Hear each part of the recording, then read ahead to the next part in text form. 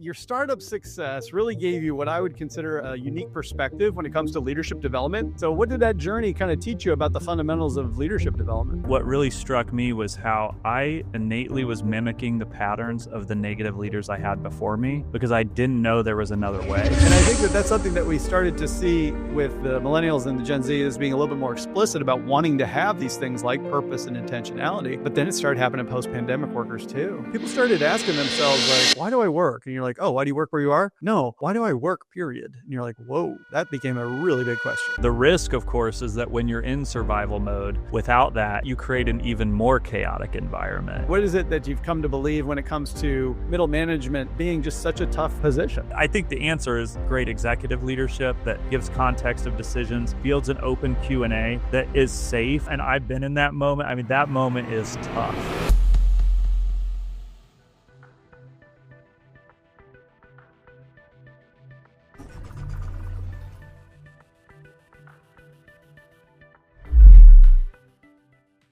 My very special guest is an executive coach who helps leaders manage pressure and sift through competing inputs to assert meaningful change and lead as their authentic selves. He's co-founded and sold 2 tech companies and has served in chief people officer and chief evangelist roles. He's the best-selling author of Lead Like a Human and was named a top voice in HR by LinkedIn. He is Adam Weber. Welcome to the show, Adam. Thank you, Matt. It is so good to be here. I'm so glad to be chatting with you. We had a fun initial conversation, and I'm really looking forward to digging into your life and your book here a little bit today. Yeah, I mean, let's just say we both nailed that first conversation. We should have had record going, so let's just bring it back. We'll recreate the magic for everybody else. I think we literally said that too. We're like, why are we not recording this? Well, now we're recording it. This is so great. But I'll get you started with this one. Your startup success really gave you what I would consider a unique perspective when it comes to leadership development. And so my question for you, Adam, is what did you learn when you started off, you had 0 employees, and then over some period of time, you had many, many employees. So what did that journey kind of teach you about the fundamentals of leadership development? Yeah, and it's interesting is like when I first became a leader too, it wasn't tied to leadership development software or the leadership development industry, which I'm now in and have spent the last 15 years. But initially, I just had a SaaS mobile app development company that started with me and my business partner. And by the end of our first year, we had 35 employees, and so I got like thrown into leadership. I think early, what really struck me was how I innately was mimicking the patterns of the negative leaders I had before me because I didn't know there was another way. And there's like this distinct moment, like our company, our goal is to have like 30 clients our first year, and we had 100, right? And so we were kind of overwhelmed with our growth. I was also maybe working from a place of scarcity as a leader and like, I'm going to get rich. I mean, that was kind of like my early mindset. And I had this Friday stand-up with my original team of 5, who I'm still close friends with many of. And I kind of like lashed out. I had a moment where I just sort of like lost my cool. And we had concrete floors, which is the worst part. It's like a startup. It wasn't like well finished. It was really nice office, but not like finished. Concrete floors. I turn and I start stomping out, realizing, gosh, this door is like 35 feet away. And by the time I got to that door, the shame and realization of like, something's not working right now for me. Like I can't lead like this. And so the book, Lead Like a Human, all of that is really born out of that moment, I would say, and going, if I'm going to be a leader, I need to find a way that I can do it that's like authentic to me versus trying to recreate somebody else's story of what they think leadership is. It's almost like you have this out-of-body experience when you're playing back in your head something that just happened or you handle the thing a certain way. It's just that kind of pit feeling, but it's so amazing that you replace it with, no, I need to do something about this. Exactly. Yeah, and that team is still really kind enough to make sure that I remember that story all the time, still to this day. So some 15 years later. And it's so true that I think people give us some latitude when they can see that we're kind of struggling a little bit. If we make enough deposits kind of in the old the trust account, so to speak, then they'll let us get away with it, at least for a little while. But I think eventually, we do have to pull ourselves up like you did and really, teach ourselves the role. And I say to leaders all the time, leadership is a craft that has to be studied and practiced. And so many times we feel like you can just be ordained a leader, or it's just going to come naturally. You're born a leader. None of those things are true. You really have to study it, try it yourself, skin your knees, work on it, and have the good graces of people around you to help you get it right. The thing you just said too, I mean, I love, this is what happened in our first call too, Eris, is like, it's just so cool, our shared view of leadership and of management too. Like, 10 years leading an employee engagement measurement company. And the thing you see too is one of the most common problems is a top individual contributor gets promoted into management. They start recreating their old job, and they have no discernible management skills and no training, no infrastructure in place. And so they fail. And I think ultimately that failure is not really on them. It is that management is a learned skill. There are aspects that all of us, I think every person innately has areas they're naturally strong at, and then other ones that they are not a victim to. They just need to develop that skill and that muscle. I call it like I'm right-handed. Like in basketball, it's like right hand dribbling, right? Is like, this is what I'm comfortable with. And left hand dribbling doesn't just happen. It happens when you do the hard work to learn. Yeah. 100%. And a lot of times, you mentioned that it's not that they failed, because we have to learn these things. And I think it's up to organizations to provide the access to the training, the great stuff that you've built, for example. And I said on a post the other day on LinkedIn, I said, who has failed whom? If we don't have leadership capacity, and there's plenty of blame pie to go around in that one, because I don't see organizations doing enough. I don't see individuals doing enough. We can all do a better job when it comes to leading in this new frame. But you mentioned the engagement company that you have such a deep history with employee engagement, which I love. But I'm curious, in your experience, Adam, if the average manager, line of business leader, for example, people leader, do they see engagement as their responsibility, or is it HR's responsibility, or is it kind of shared or falls in the cracks? Like, where do you see that responsibility to make sure our employees are engaged? Where's that landing these days? Do you mean what is ideal or what is really happening? Because yeah, maybe both. Yeah, it's interesting because like one of the most common I've met, and I'm sure you have too, when you're talking about like a manager, I've met so many incredible managers that are in highly toxic environments, where despite their best efforts and intentions to kind of communicate what's really happening on the ground floor in the organization, they feel when they move up, it's like they're totally stifled. And so you see this really beautiful thing happen where they create a little bubble on their team, right? And it's a protective bubble. Would I call that the best in class healthy culture? No.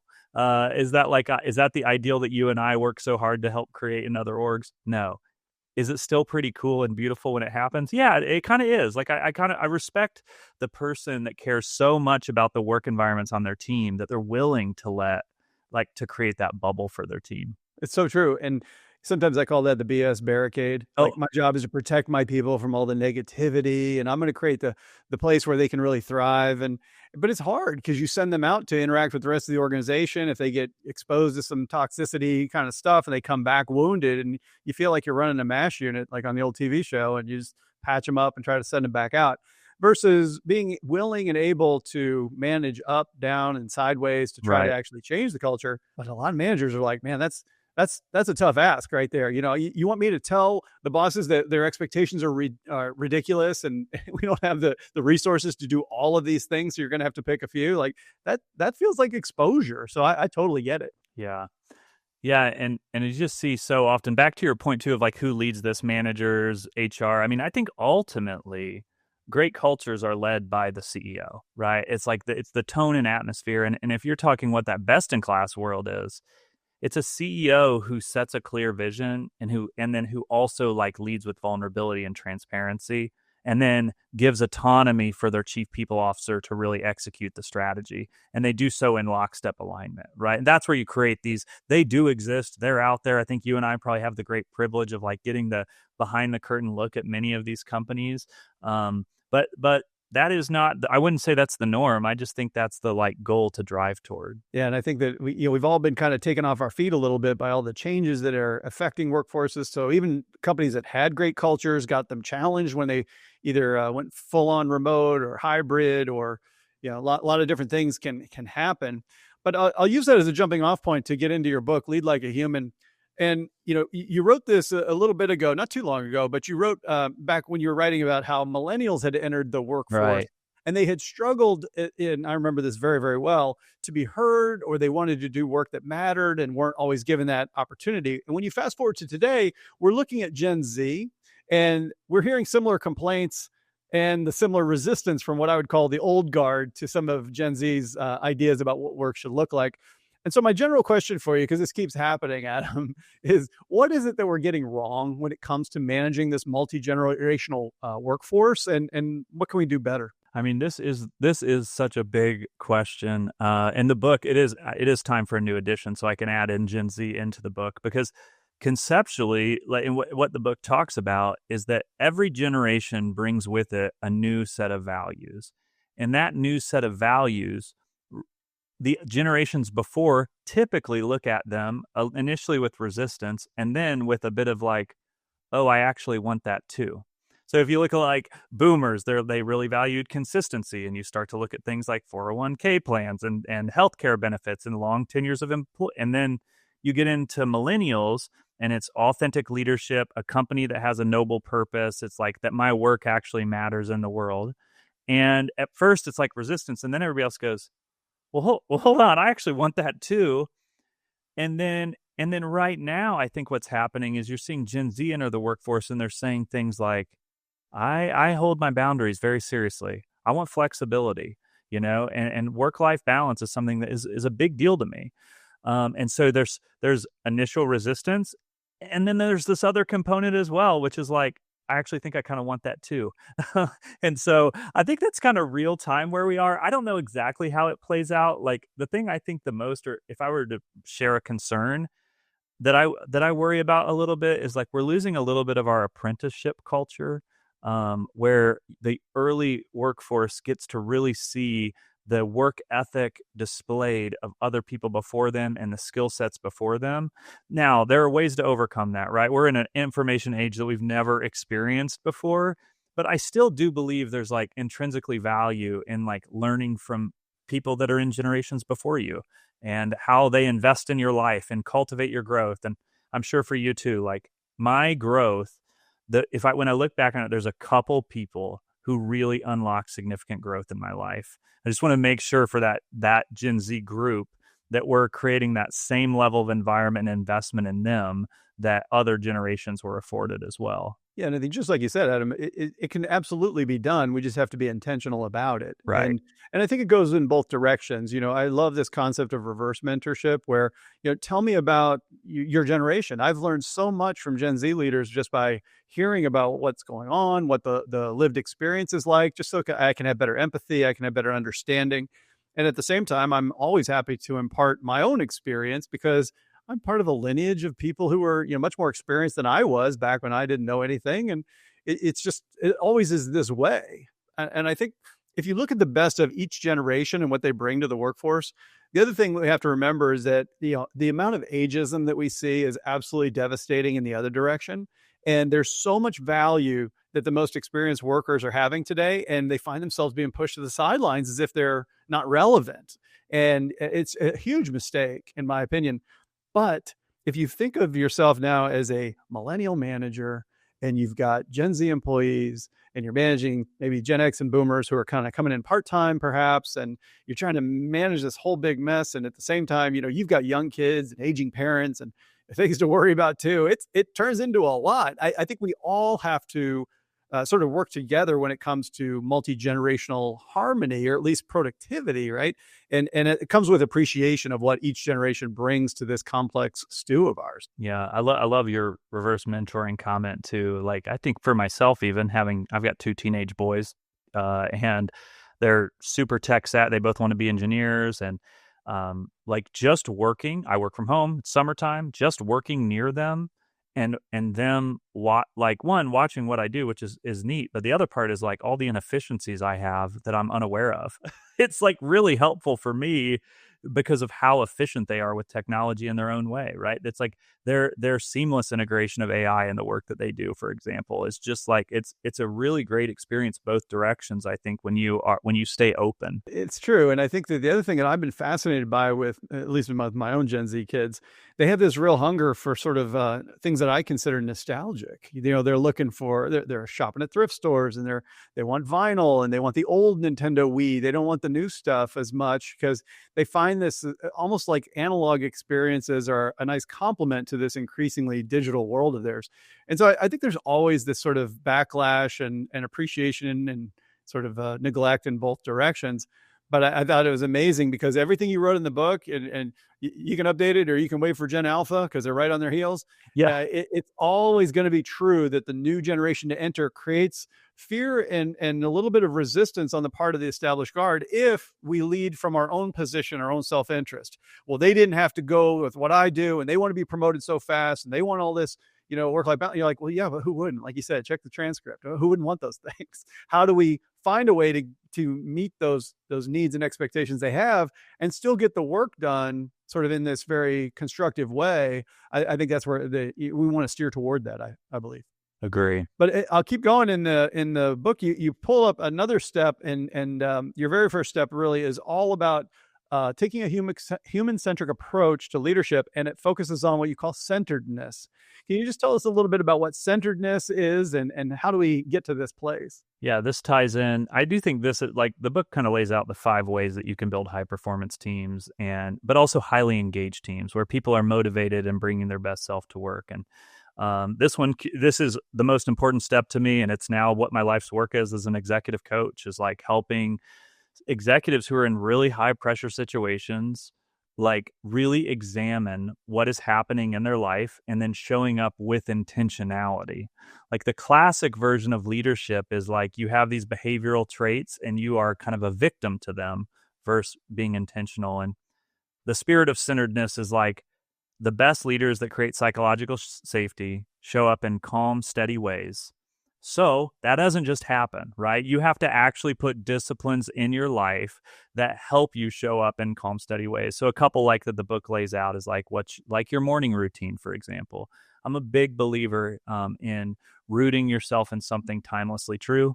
You and I, before we pressed record, I shared a poem with you. We should put the poem in the show notes. It's my absolute favorite poem. But the reason that I read poetry and why it was so valuable for me in my like high stress founder journey was that it reminded me that the problem I was facing at work, when you're living a life too small and too narrow, those problems can feel overwhelming, and you lose your altitude and ability to see it for what it is. You lose perspective. So that's like one, is like root yourself in something timelessly true.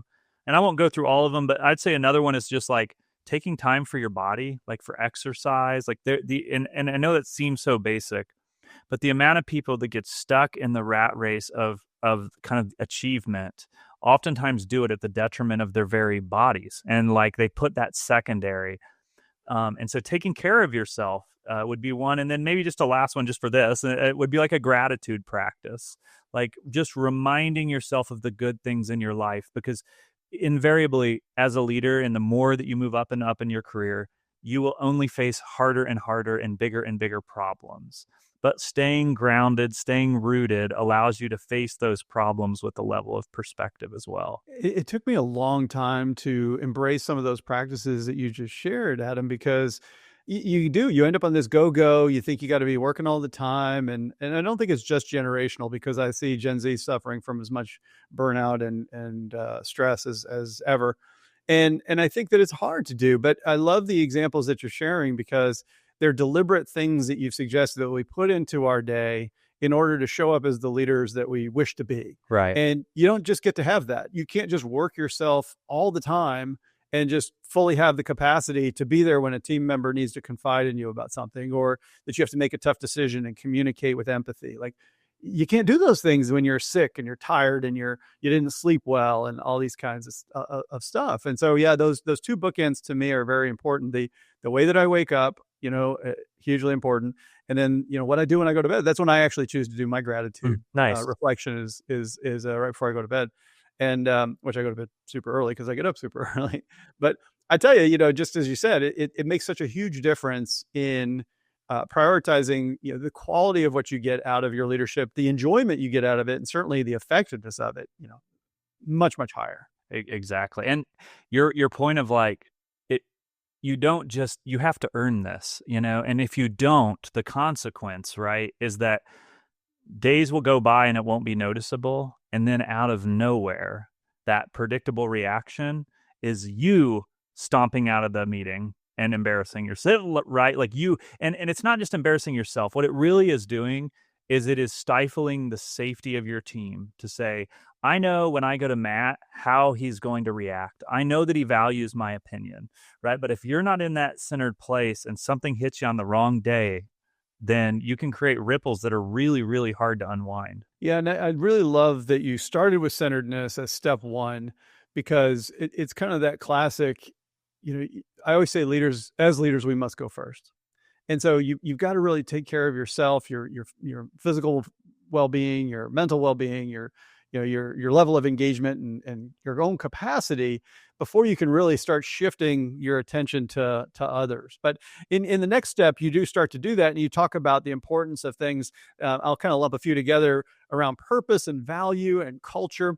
And my question for you, Adam, is have the relevance of these types of things changed at all now that our world is so increasingly complex and digital and metric hungry with OKRs and KPIs and all these things? Oh, that's a good question. If it's changed, I love metrics and KPIs. I love big goals. Like, it's interesting being a person. I'm sure you feel this too. It's like, as a person who talks about building great cultures, I think the thing that's missed is like, I like great cultures that win and that do well and that thrive and where people get promoted and companies are thriving.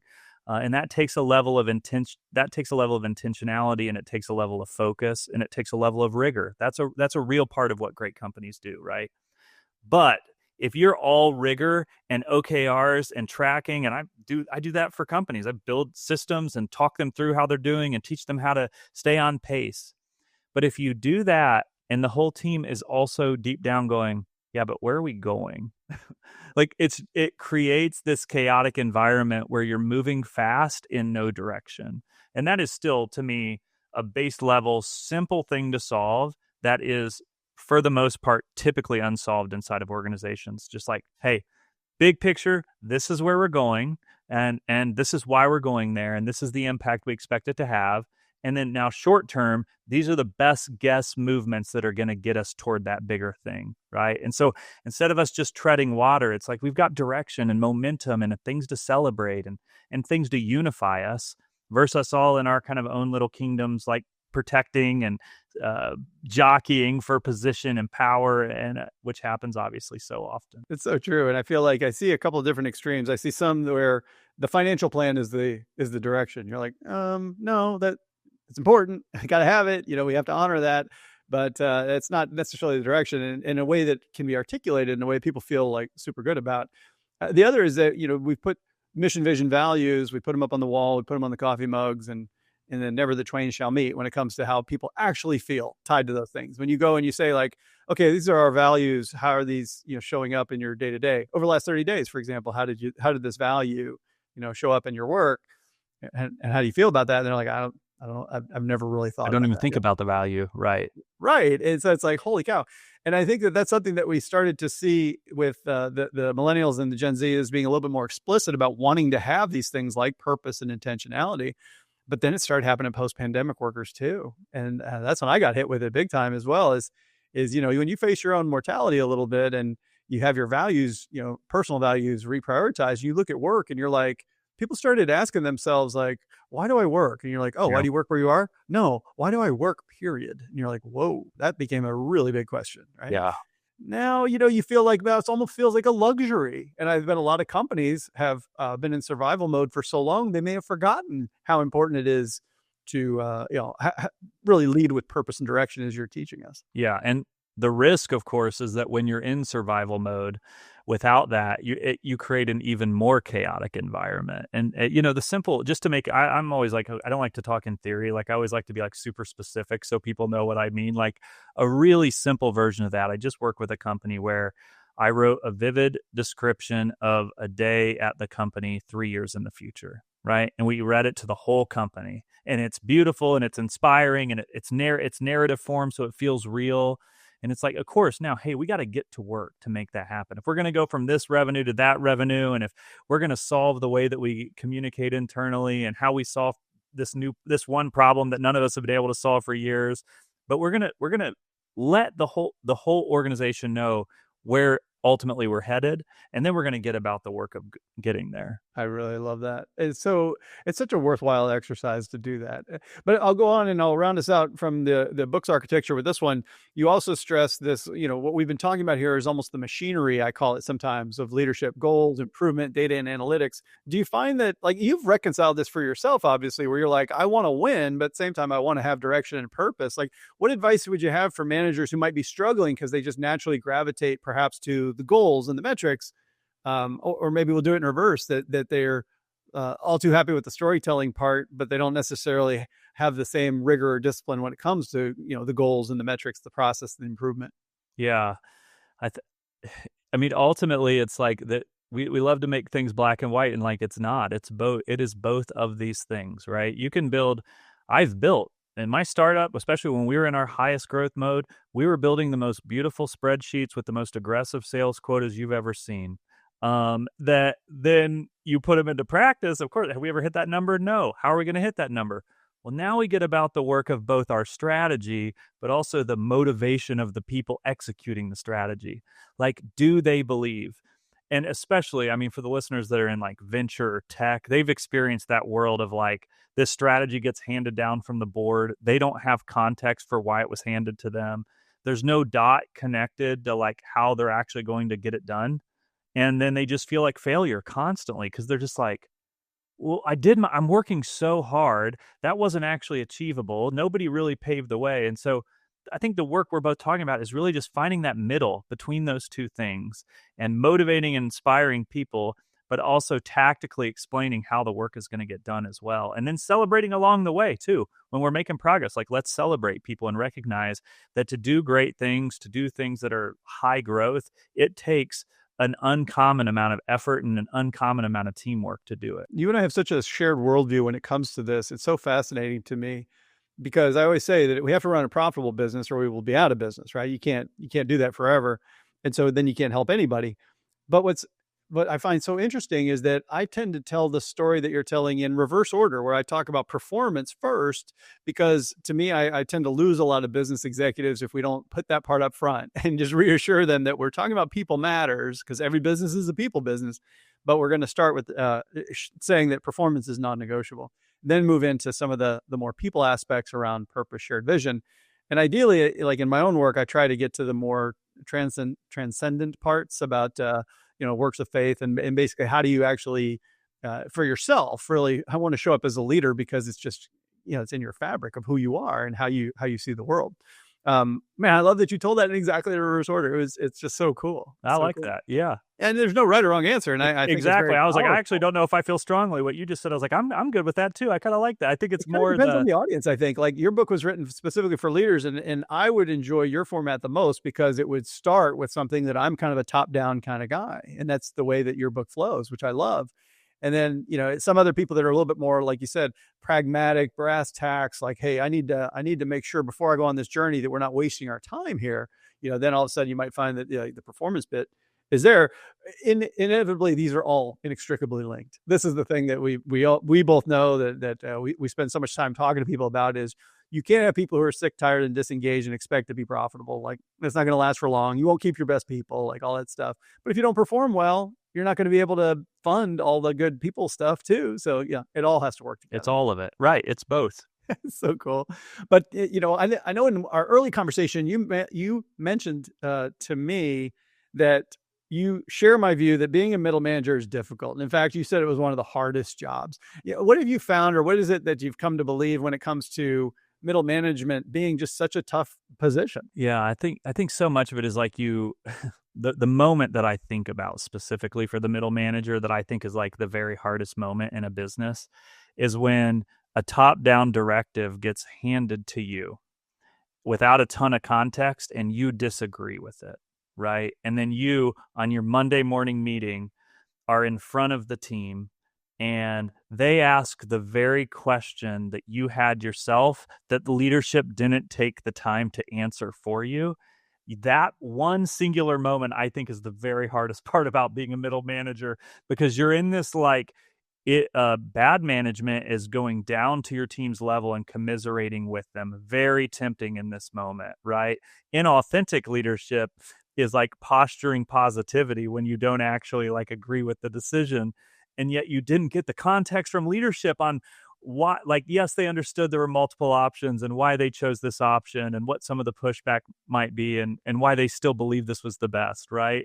And it's just a tricky spot. I wish I had some answer for it. I mean, I think the answer is great executive leadership that gives context of decisions, fields an open Q&A that is safe, where they go, hey, managers, come with what questions you think your team's going to have and be tough on us, right? And just being candid and honest. But and I've been in that moment. I mean, that moment is tough. Yeah, it's a terrible feeling, and it's a learned skill to be able to try to figure out how do you manage down, manage up, manage yourself all through that process. But I did want to have time to ask you one more question. And I mentioned to you during one of our earlier calls that I've been doing research for a framework that I call the science of beliefs. And I'm all interested in how beliefs shape our thoughts and our emotions in a way that drives our behaviors. And sometimes I even say we achieve what we believe. But you mentioned that you have a beliefs related technique that you like to use during meetings, but you didn't tell me what it was. I wondered if you could tell me a little bit about what do you do in meetings when it comes to this topic of our beliefs? Yeah. Will you start by sharing a little bit about the belief system, and then I'll share the other part? Yeah, I think absolutely. So what I've come to discover is that a lot of times when we look at our thoughts and our emotions, then they really do act as guardrails for the behaviors, because that's what's going to drive that. But rarely do we really explore, where do these beliefs come from, and how are they actually providing this almost unconscious impact on my thoughts and my beliefs. And the theory that I have is that if we are intentional about how we shape our beliefs, Yep, by revisiting them, surfacing them, updating them, and then living them out, we can have a better influence on the thoughts and emotions that we have, and therefore our behaviors will lead us a little bit more toward our objectives. So that's where techniques around coaching and even things like visualization and mantra and journaling and all these kinds of things help us to rewire some of those deeply held beliefs that we may not even have examined. Yeah.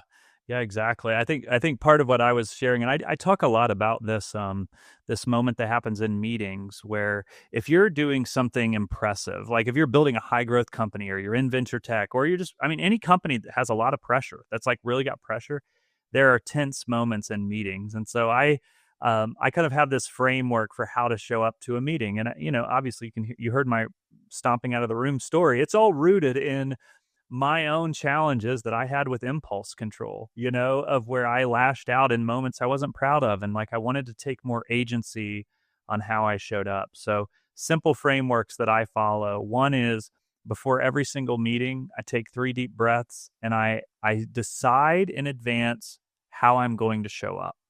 Right. And I actually put a name to it. And so that name is important, because then in the midst of the meeting, then at the start of the meeting, I make sure we talk about what the goals are for the meeting, right? We get clarity on that.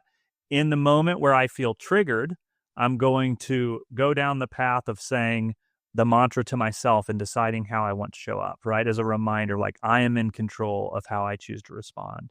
And then the other thing, so that's the one, is you get pressed and triggered, and then you're trying to take control versus react. And then the other is somebody else is triggered and starts to go off the rails. And what do you do in that scenario? And that's where you go back to the original part of the meeting, where you set the agenda and you say, hey, I know it's a really important topic, and I want to give it the right space and the right time, but today we're focused on this. So let's pull it back in just for right now. And so you create this kind of twofold kind of thing that's happening, where you're deciding how you show up, and you're helping frame for other people how to show up as well. It makes good sense. I love it. It's just so fascinating to me to think that we're able to take advantage of this neuroplasticity we have to actually reframe, in that case, how we're showing up as leaders. And it sounds almost like magic, but it's not. It's rooted in who we are. Yeah. And I think your intentionality is really coming through, and you're showing how pragmatic it is, and it has such a great effect. Yeah. So cool. But I'll tell you this, I give us a hard shift to something. I played this game, Adam, with my guests, where we have this trivia question. I called the segment, "Are we smarter than AI?" I'm going to do is have AI ask us a trivia question. We'll be a team to try to answer it. And I saw in the book that you and your family have this hobby about bird watching. So I thought we'd get a trivia question about bird watching. Now, I'll tell you, I don't keep statistics on how well we do as teams. It's not pretty, though. I'll tell you that. Okay, I'm nervous now. I mean, I came on, of course, I wanted to talk about people and culture and all that, but I came on for this segment right here. I was so excited to do this. So, and now just full disclaimer before I embarrass myself, like, man, when the pandemic hit, which is when I was right in the midst of writing that book and I couldn't leave my house, I got mega into backyard bird watching. It was a cool way to feel connected to nature without leaving your house, right? That was a while ago. So we're really testing this hobby, so we'll see how we do here. Well, here's our trivia question, which is, which of the following is the official state bird of Massachusetts? Now, it might know where I live. I think it's so smart that's picking that out. So you don't live in Massachusetts. It's a little bit unfair. I know my state bird, though. I can tell you that. I could give you at least my state bird. Okay, we'll come back to that one. This one is giving us a multiple choice. Is it A, black-capped chickadee, B, northern cardinal, or C, American robin? A, B, or C? Well, so Indiana's B, so I'm thinking I want to pick one of the other ones because Indiana's the cardinal. Black-capped chickadee, we got a ton of those at my bird feeder, I'll tell you that. And American robin, so maybe we go with the black-capped chickadee. I like the chickadee. Let's do it. All right, let's do it. Let's see what happens here. We're going with that. Audience, you lock in your answer if you're playing along at home. The answer is black-capped chickadee. We got it. We crushed it. Let's go. It was officially adopted as the state bird of Massachusetts in 1941. How about that? Do we get bonus points? We got a second state too, like all in 100%. Okay. Yeah, you nailed it. You said that it's a northern cardinal. Is that right? In Indiana? Love that. Love that. Well, I've got a more sensical question than that nonsensical one. Adam, where can my listeners go to learn more about you, about the book, about all the great stuff you're doing? I have a newsletter called Lead Like a Human, where I share once a month, I share practical insights on ways you can actually apply some of these human-centered principles that you and I love to talk about and still drive great performance on your team. Follow me on LinkedIn, too. I try to post at least 3 times a week with original content. I really am trying hard to just listen to all the conversations that I'm having and then reflect back the experience to give people something useful there as well. And then my website's adamweber.co. Love it. So, yeah, feel free to connect. Would love to meet you. Listeners, I'm going to have those links in the show notes. You're only one click away from getting connected with Adam and just continuing this type of amazing conversation we've just been having. Adam, thanks so much for coming on the show. I really appreciate it. Thanks, Matt. Enjoyed it.